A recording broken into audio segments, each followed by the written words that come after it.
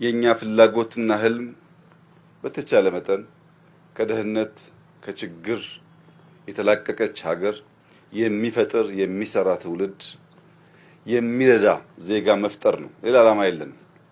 ይሄ ዜጋ ክርስቲያን እስላም የለውም። ይሄ ዜጋ አማራ ኦሮሞ የለውም። ኢትዮጵያዊ በሙሉ ራሱን ችሎ ከዚያ ሶማሊያን፣ ኬንያን፣ ዩጋንዳን ሌሎች ወንድሞቻችንን ማገዝ የምንችልበት ደረጃ ማድረግ እንፈልጋለን። ፍላጎታችን ይሄ ነው።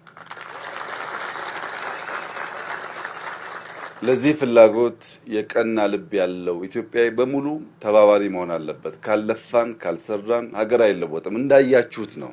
እዚህ አካባቢ በተሰራው ስራ ብቻ ነው ለውጥ ያየነው። ሌላም የቀረ አካባቢ እንዲሁ እየሰራን ስንሄድ ሀገር ይቀየራል፣ ሰው ይቀየራል።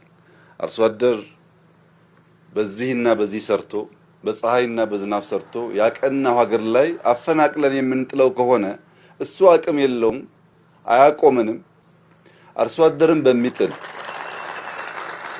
ደሃን በሚጥል እጃጠሮችን በሚገፋ መልክ የሚሰራ ልማት የትም አያደርስም። ግን ላይፋቸውን የሚያሻሽል አንድ ሰው ሽንት ቤት ሳይኖረው ሰው ሲታመምበት ለመጠየቅ የማያስችል የኑሮ ዘዬ ውስጥ እየኖረ ሰው ሲሞትበት ቦታ አጥቶ አስፋልት እየዘጋ ቆጥ ላይ እየኖረ ያን ነገር ለመቀየር የሚደረግ ጥረት መቃረን ተገቢ አይደለም። በነገራችን ላይ አዲስ አበባ ቤቶች ፈርሰዋል እየተባለ ይነገራል። ይሄን ነገር ከጊዜያዊ ፍላጎት ከስሜት ከፖለቲካ ወጣ ብሎ ማየት ጠቃሚ ነው። ኢትዮጵያን እንስራት።